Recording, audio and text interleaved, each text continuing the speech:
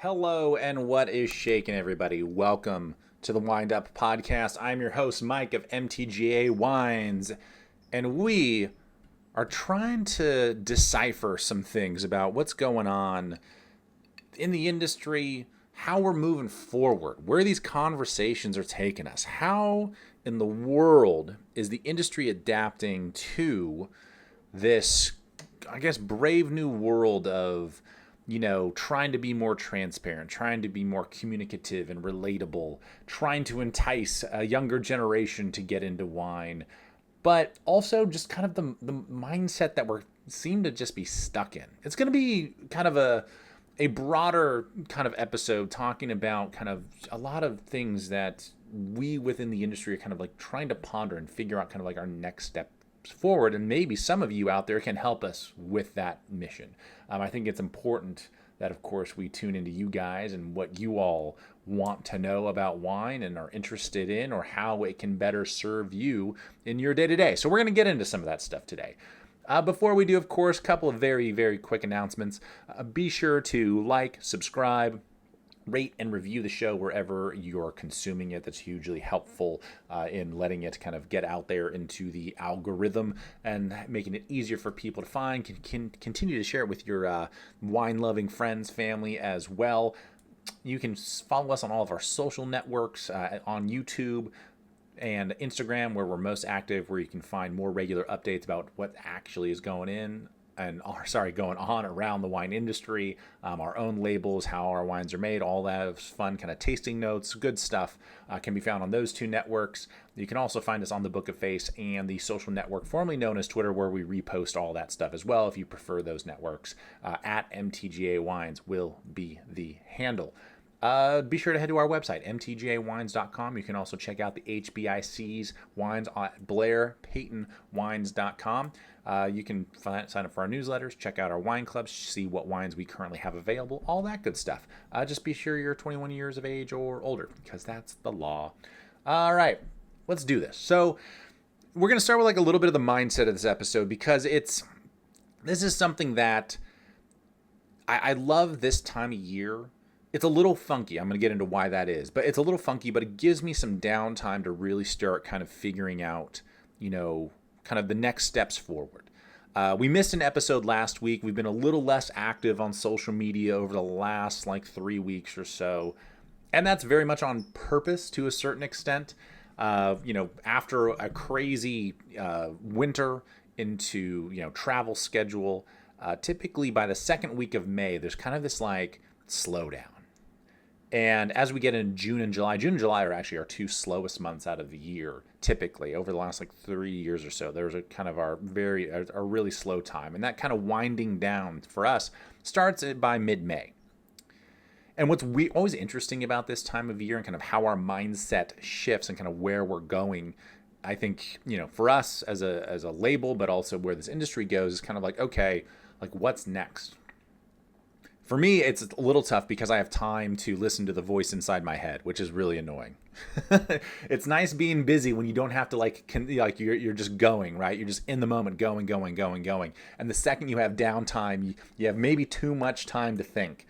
And that's when I start to get a little bit feisty. The little bit of the self-diagnosed imposter syndrome kicks in of why do people want to do these wine events on the road? Why are people still a part of our wine club? This, that, and the other thing. You start really kind of oh my God, did this crazy last few months of being on the road and doing events and selling wine and all that, did all this really happen? Why is this? Why am I allowed to do this? Who is in charge of me?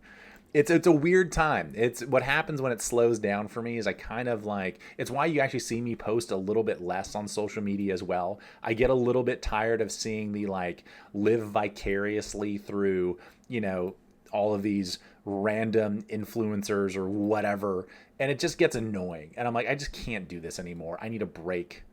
And I typically try and take that about this time. That typically happens a couple times a year, and it's always after kind of our most busy seasons. So, once we get into mid-May to mid-June, it kind of slows down a little bit. And then again, right after harvest and kind of the stretch of November where we're traveling a lot, by the time we hit December, it's we're slowing down. We're just going to take a little bit of a step back It might mean we skip a week with the show here. Might mean you don't see as many posts on the social networks, but it's just a little like decompression so that we can start evaluating kind of the next steps forward. And I think that that's what a lot of us do in kind of what anyone does in like a crazy busy industry or time frame where you get through that.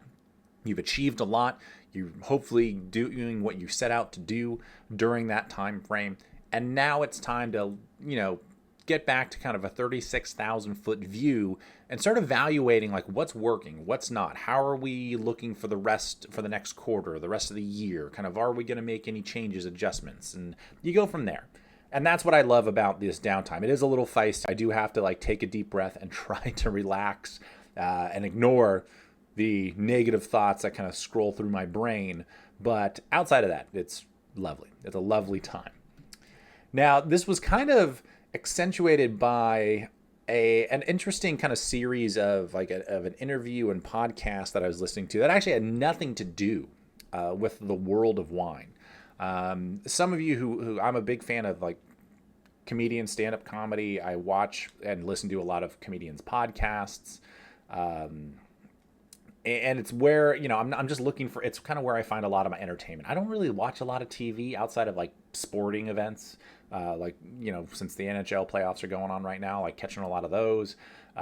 But realistically, I don't consume a lot of TV. It's a lot of other stuff, whether it's, gaming, video games in particular once in a while, or like listening to great comedians like podcast.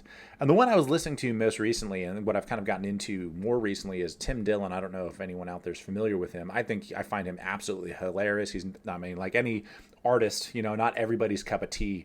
But I really started tuning in because of a interview he did with a CNN correspondent. And it was a super interesting conversation. And don't worry, this isn't going to go like some weird political way. But it was an amazing conversation because it was clear that the interviewer had certain, thoughts or opinions on kind of where comedians are in this day and age, and some of the podcasts that have gotten very, very popular, which is everyone. They mentioned people like Joe Rogan and Theo Vaughn and people that are, stand-up comedians kind of like first and foremost, but have like grown into these media personalities as well. And kind of what the opinion of like current or previous, like kind of what I guess they would call like the legacy media, I suppose, kind of think of them and how they're impacting society. And it was a very interesting conversation. And the reason I bring it up is, and I'll put links to both, that interview as well as his podcast kind of talking about the interview, because they were just fascinating. If nothing else, just like interesting conversation pieces that I think were very applicable to like any industry, any conversation, because it obviously leaned a little bit more political, as you might expect, in that interview. But what was really interesting to me and what I kind of took from it was that it was all about moving the conversation forward.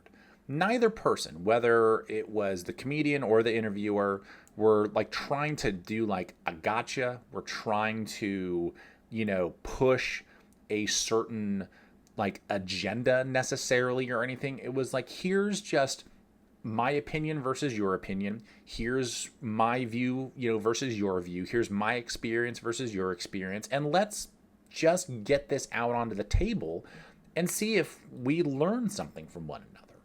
And if we if we agree on something, great. If we disagree on something, fine. Like, this isn't any, this isn't like a harm or foul. This is just a kind of where we're coming from, from opposite, not even opposite corners, but just different corners, right? And I think the reason it kind of sunk in with me was because I started thinking about what is the wine industry doing to move the conversation forward.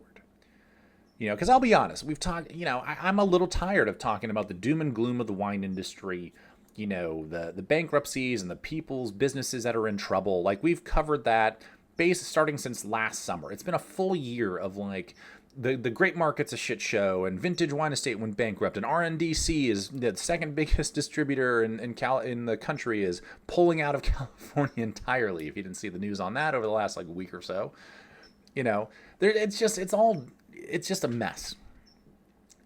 And I'm tired of, I suppose, I think I got to a point now where I was a little tired of looking into the past and kind of reacting to the vibes and the drama and everything that was going on. I'm trying to figure out, okay, let's reframe this mindset. Let's stop focusing on, kind of the negative voice, during this downtime. Let's stop, not, you can't ignore it. You still want to listen and pay attention. When we talk about how the wine industry is being impacted in a very negative way by, kind of external forces, it's probably worth paying attention to, even if it's a big business that you're looking at, because there might be something that you can relate to or some information that you can garner from this. Very similar to, this interview with Tim Dillon, CNN. Like, it might be kind of opposing, or opposite kind of forces. There's a really great article that Brittany forwarded me about kind of the term, the wine industry, kind of quote unquote, and how it's kind of this broad, ambiguous thing, because what Gallo family does is very different than what, say, a small boutique producer like us. And I hate throwing out adjectives like that, but that's kind of the difference. When you're making like 90 million cases a year versus like 1,200 cases a year, that's a big difference. And realistically, even though we're a part of quote unquote the same industry, this is two completely different sports we're playing, right? But that doesn't mean that you can't sit down in a room with one person or another and garner and have some sort of conversation about, where you think wine is going, where you think distribution is going. And whether you agree or not is kind of irrelevant. What matters more is the fact that you're just having the conversation and getting stuff out onto the table and leaving with hopefully some knowledge, whether it be good or bad, right? At least you're not living in an echo chamber is probably the biggest point, right? And that's why I love listening to this interview and the subsequent podcast that Tim Dillon put out, was because I'm like, this is something that I think I've mentioned on the show before, but when I have this like downtime, and I'm looking for kind of the next step forward and for our own business, or just kind of what I want to talk about here on the show, what I want the episodes to be, and how we kind of move forward, I start looking outside the wine industry. And the reason for that, and kind of going back to like moving conversations forward, moving an industry forward, is the wine world is just rooted in such tradition. It's a very slow adopter of new technology. It hasn't really changed a whole lot, really, in centuries, outside of, hey, we use stainless steel and, pumps and stuff now versus gravity and, and amphora, and whatnot. So, like, things have changed, but the basics of the process really haven't. When it comes to sales and marketing, things really haven't changed that much. I mean, the direct-to-consumer side of things is a very, new world thing. Wine clubs are still relatively new in the grand scheme of kind of the industry. Tasting rooms and hospitality is kind of the same thing, right? So there are new things that have happened, but those are all coming up on, 20, 30 years of age. There really hasn't been like any real, like realistically, like the biggest innovations are kind of coming from the lab companies and our understandings of like the chemistry and phenolics and compounds that make up the flavors and aromas that we love to enjoy, and how we can help accentuate some of this stuff, whether it's through, some of the additives and extracts we've talked about here on the show, or if you're just trying to, put your fermentation in the best position possible during the harvest season. Like, there's a lot of those kinds of conversations, which are the very geeky science, drill down to the nth degree. But I don't know if that's the next step, the big next step forward necessarily, right? Because, from a winemaking or production standpoint, especially for the bigger guys that rely on a little bit more of kind of the enologist and lab techs and the science of winemaking, then yeah, that's going to help move that needle a little bit more, right? But for the smaller, like, boutique guys, what is really going to be the next thing? Some of that technology, some of that science will certainly help us, no doubt about it. But that's just kind of internal. Again, that's kind of that echo chamber I'm talking about. You're just working within the confines of your industry in that sense. And what I'm a little worried about, I suppose, with how do we take this next step is what does that mean for you guys, the consumers, the people that are enjoying our wines? Because realistically, that back end stuff is stuff, unless you're a real wine geek, and I know some of you listening to this certainly are, and some of that stuff certainly can be fascinating, but is knowing, what some of those molecules do and how it accentuates certain things in your wine, is that really going to change your overall enjoyment of wine? Is getting to that nth degree of science and backbone of how this wine actually is on like a molecular level, is that really going to increase your overall enjoyment of wine? Is waxing poetically, continuing to wax poetically about the barrels we use and production techniques and how we're small production and we focus on craft and yada, yada, yada. There's a lot of the same conversations just kind of repeating themselves. There hasn't been really anything new to share with you guys. And that's kind of what, this interview, oddly enough, brought me to. It's like, okay, we're on our side of the table. And right now, it doesn't feel as though we've let consumers sit at the other side of the table. To a certain extent, maybe we have, because, you guys speak with your dollars when you're buying wine out and about, with the wine clubs that you join, the allocation lists that you're a part of, the podcasts that you listen to, or the email, the mailing lists that you're on. You kind of speak with your actions. And when you see a trend like red blends or Pinot Noir kind of spike, then the industry reacts and says, hey, we should make more red blends and more Pinot Noir because people are really loving this right now. So let's supply them with what they want. And it's very reactionary. There are certain points where the industry is being proactive, where, you'll see a producer make a different style or work with a different variety and kind of do something unique and interesting, kind of try and move that conversation in a different direction, whether it's forward or sideways or even backwards, I suppose. But there needs to be, I would think, a little bit more of a balance there, because both sides are kind of reacting to each other versus coming into a room and saying, and this is, obviously kind of a metaphor here, but, coming into a room and figuring out, like, what is it that you really want, right? And I think in more recent times, over the course of the last year, transparency has kind of been at that forefront, that more and more producers like us have wanted to come to the table and bring you guys to that table and say, hey, these are the things that really kind of separate like the craft wine projects from the mass-produced wine projects in terms of like additives and extracts and the amount of sugar that is in some of these wines, right? And that, led into things like, hey, well, if that's the case, I mean, what wines, does that apply to? And you saw, and we talked about the article, out of, from the San Francisco Chronicle regarding that wine shop in Kansas that, started publishing, hey, here's how much sugar is in Meiomi compared to this other Pinot Noir that we're selling.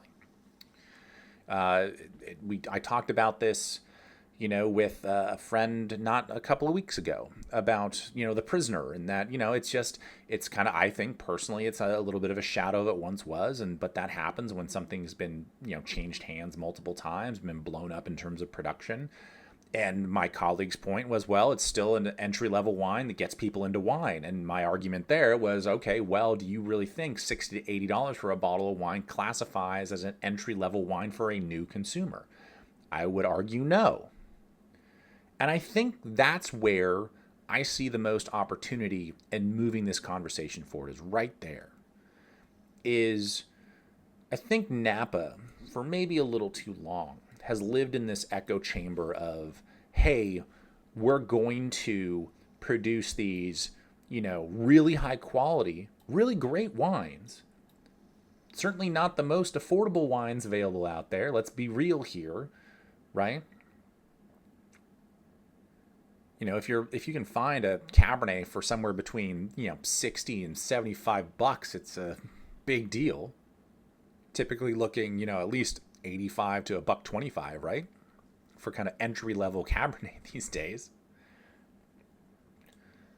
So I think we need to come back as an industry and try and meet people where they are. And I think this was a question, part of the question during our May Q&A was like, who's doing it right now? And that's why this is another colleague and I were talking last night. We brought up Josh Phelps again and Grounded Wine Company of saying, hey, like, here's someone who's trying to, it's not necessarily just Napa, because I think he does make a Napa cab, but it is like $75 a bottle. Again, probably good value for what it is. I don't think I've tried it off the top of my head, but I've liked his other wines. And some of his other wines are very, very affordable. And that's great. Trying to, again, kind of meet a lot of consumers, especially newer consumers to wine, where they are, where they're maybe not necessarily interested in spending $80 on a bottle of wine out the gate. It's probably going to behoove them to try a few things at a slightly more affordable price point.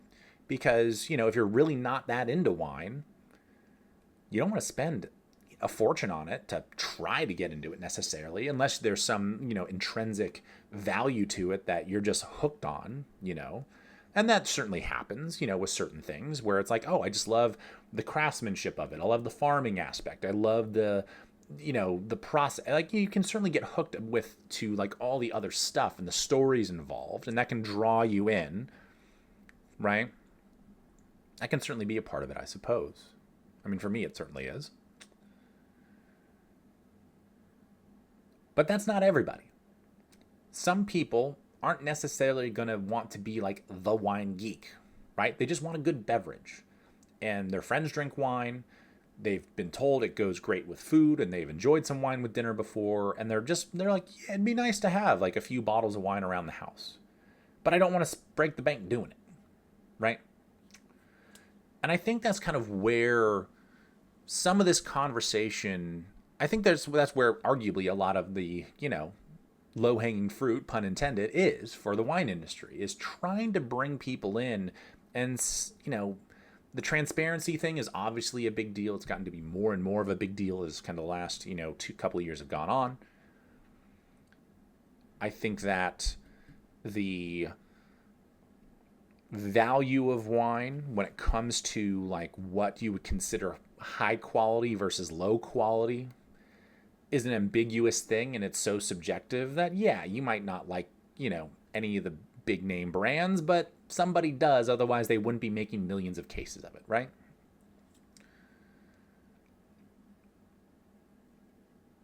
The next step, and kind of where my mindset is, I suppose, with this, and this also kind of relates to, before I kind of move on to the next like little topic here, this is a little bit of a tangent, but this also kind of comes back to, I think, kind of the homogenization of a lot of wines and kind of the unbridled growth that the industry did see from realistically 2011 through, 2023, 2022, right? You saw, I mean, like back out of 2020 with the fires out here specifically, but you saw nothing but growth.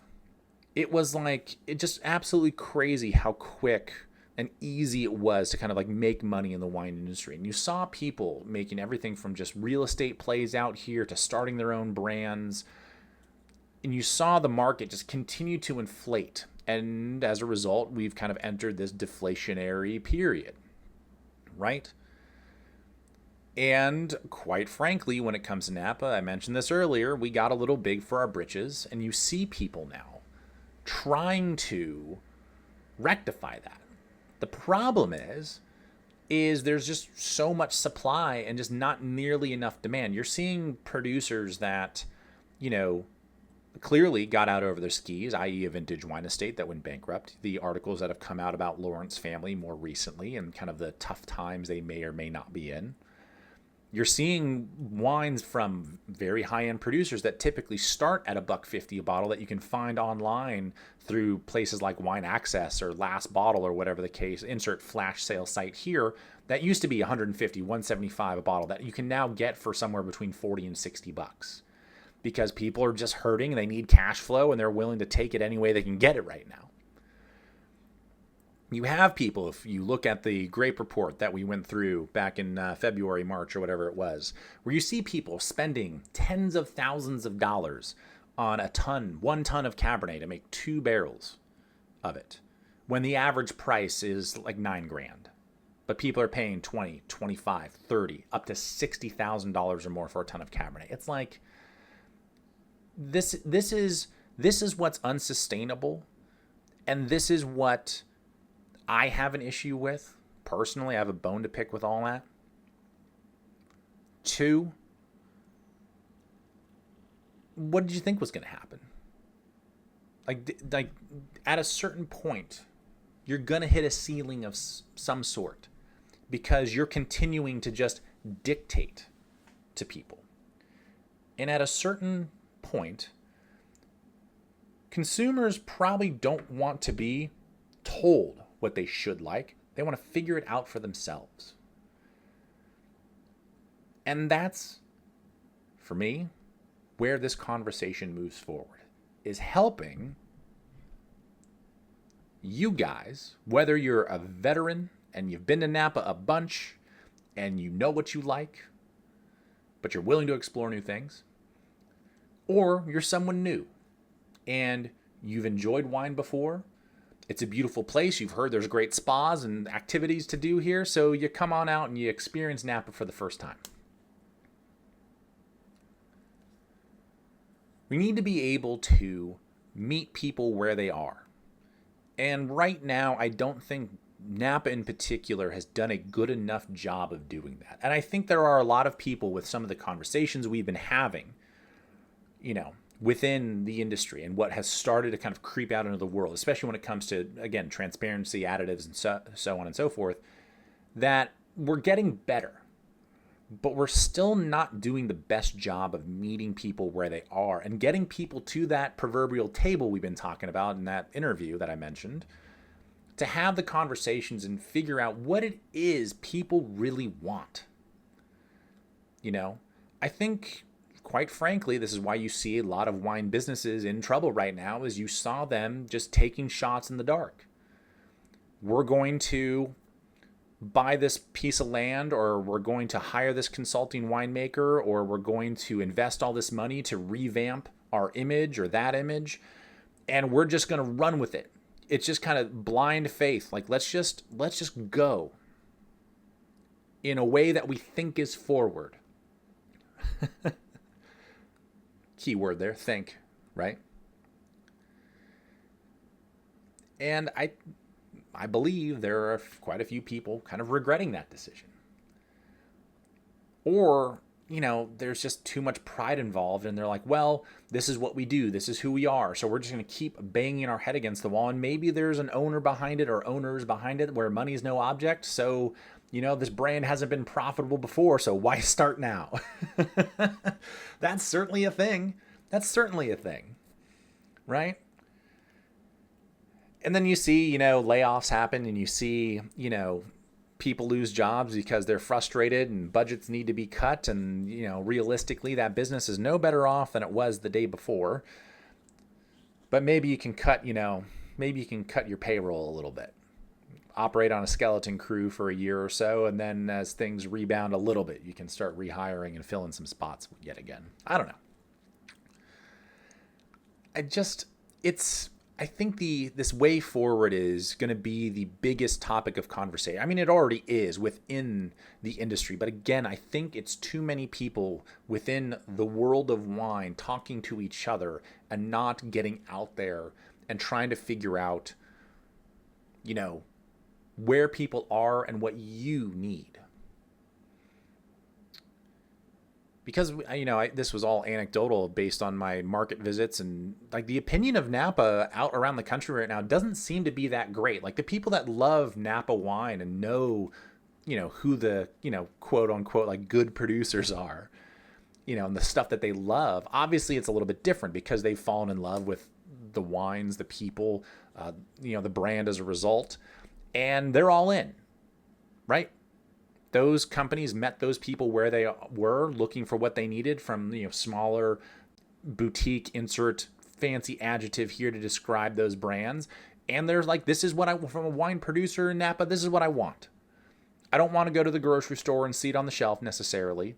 If I do, that's fine. But, Probably not the place I want to see it. I want to know the people that are actually doing the work. I want to know, that's what's great about a lot of these places now is you get to meet and interact with people that are intimately involved with how these wines are made versus, trying to figure out who actually made Apothic Red this year, right? It's a little tougher to have a relationship with some of these larger brands because they're just brands. There's not necessarily a face or a person behind it. It's just a brand name, right?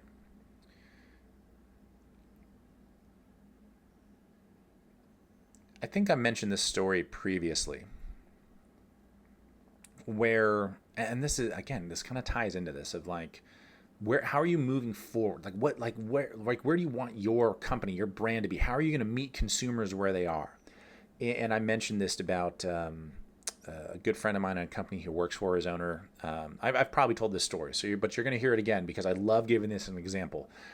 Is this his owner? He's been losing money on this wine project out here for like a decade and a half. It's one of those, like, money's no object. He's done very well for himself, very passionate about wine, and loves that his wife and he are now involved in this beautiful industry, but they've been losing money hand over fist for 15 years, right? Or maybe something, it was more than a decade, that's for sure. Anyway, he wanted to be like, his favorite wine in the world was Colgan. Colgan was his thing, which obviously makes good wine, known for making good juice, right? And he wanted to be the next Colgan. And my question, it's still to this day, was, do you want to be the next Colgan or the first you? Right? What are you going to do to take that ball and run with it? Because obviously that's a great benchmark.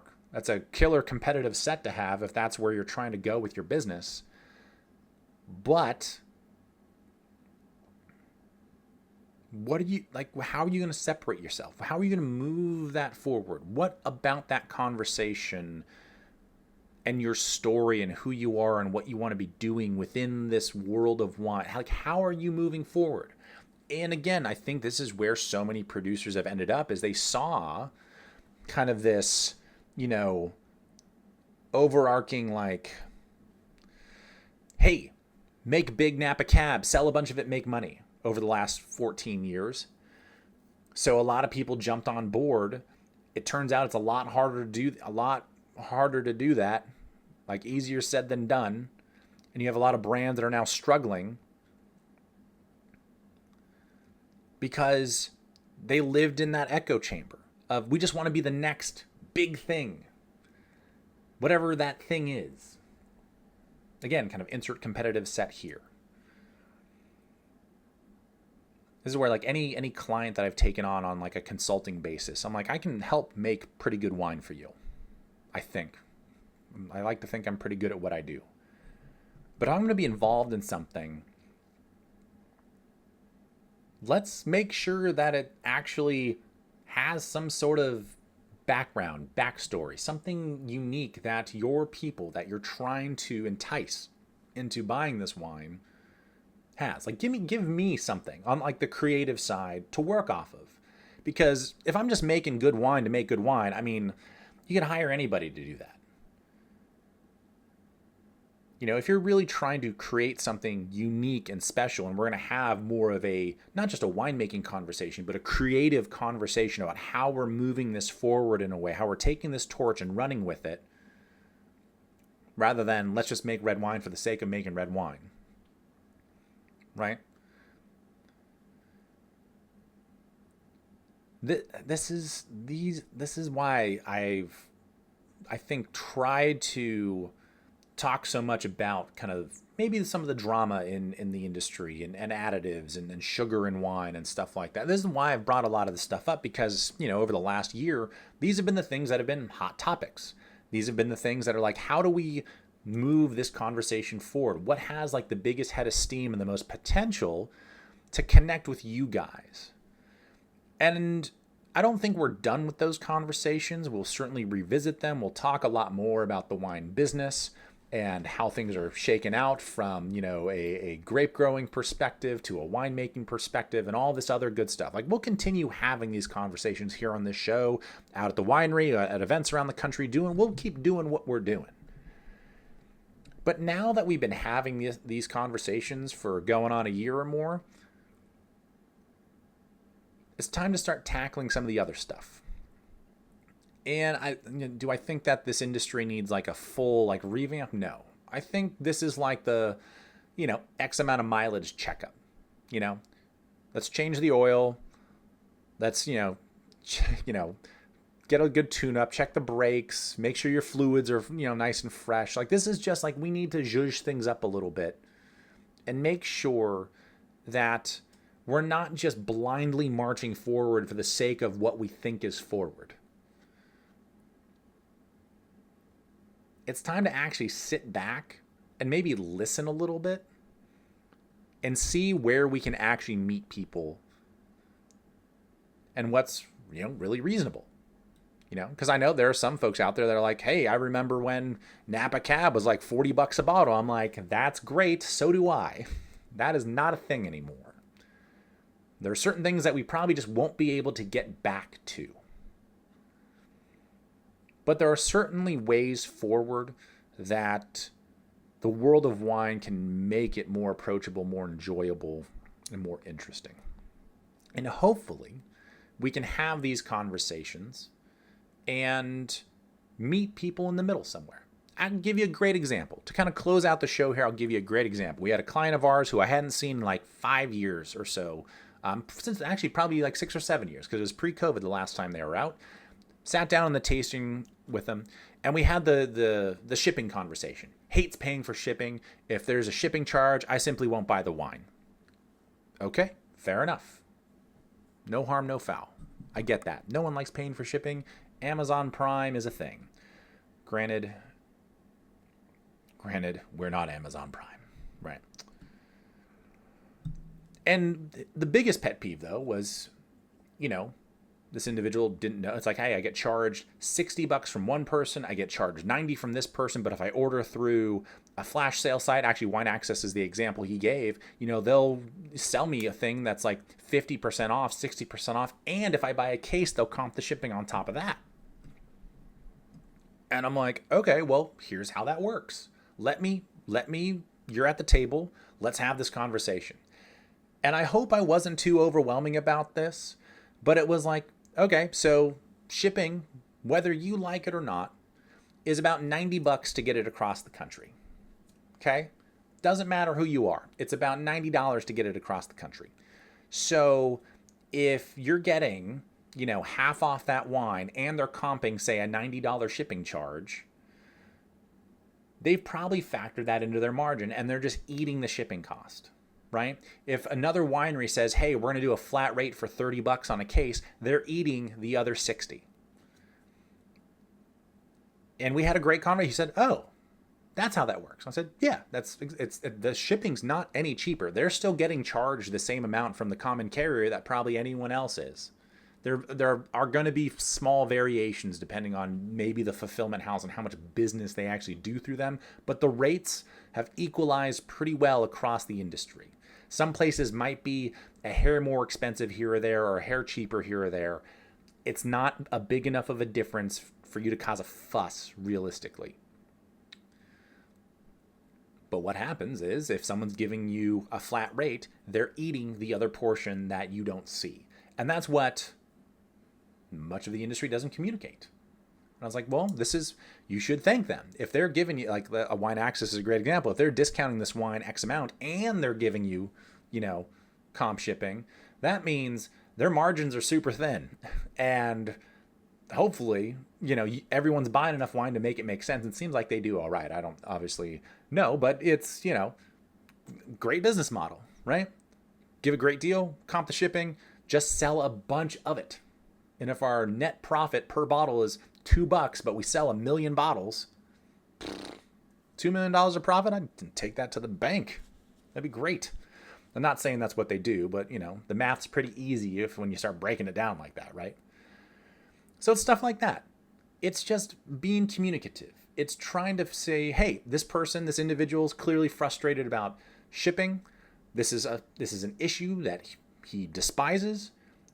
Can someone in the industry come to them and say like, hey, let me break this down for you. Let's have this conversation. You might not agree with it. You might not agree or even like my answer, but this is the reality. And we can move on from there. Yeah. So that's the kind of, that's a very small, very tiny anecdotal example, but that's the kind of stuff that we can do, I think, as an industry that hopefully